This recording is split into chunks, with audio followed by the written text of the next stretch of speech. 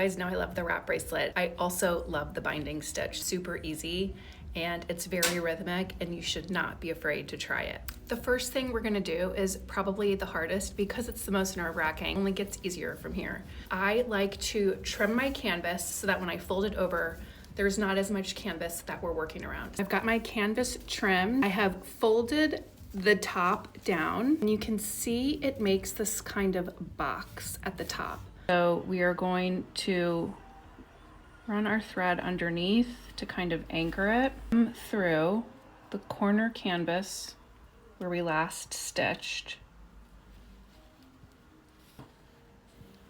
Fold it over. We're going to come through directly from the back to the front, one stitch over. Just kind of making a loop. You're going to do that again right next to it.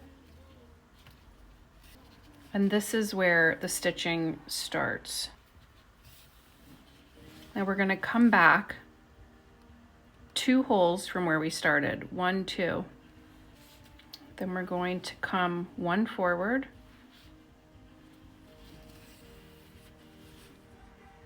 and 2 back. And it starts to make a nice braided pattern along the top. 1, 2. You want to make sure you're picking up the canvas on the front side. So we're going 1 forward, 1, 2 back, 1 forward, 2 back. You can see the nice braided pattern that starts forming on the top. So we've gotten to the end of our thread and I wanted to show you guys how to end a thread and also how to start the new one so that there's a continuous braid on top. We are at the point where we've gone 2 back from where we started. We're gonna come back over to where we would start 1 to the front, but instead of going through, we're gonna go down through our canvas and anchor our thread. I like to go a couple different directions just to make sure it's really anchored. And then I trim this off. We're gonna pick up where we left off. We're going to come through, we're gonna anchor our thread like we did before. Going to come through the canvas as if we were finishing that stitch. So we're gonna come through 1 to the front as if we were finishing the stitch that we just ended.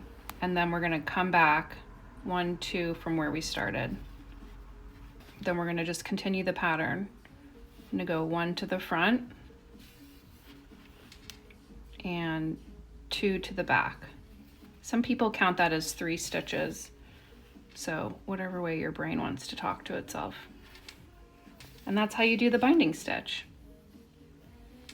I always suggest watching a few different videos and it will finally click. Just give it a try. I promise you'll love it.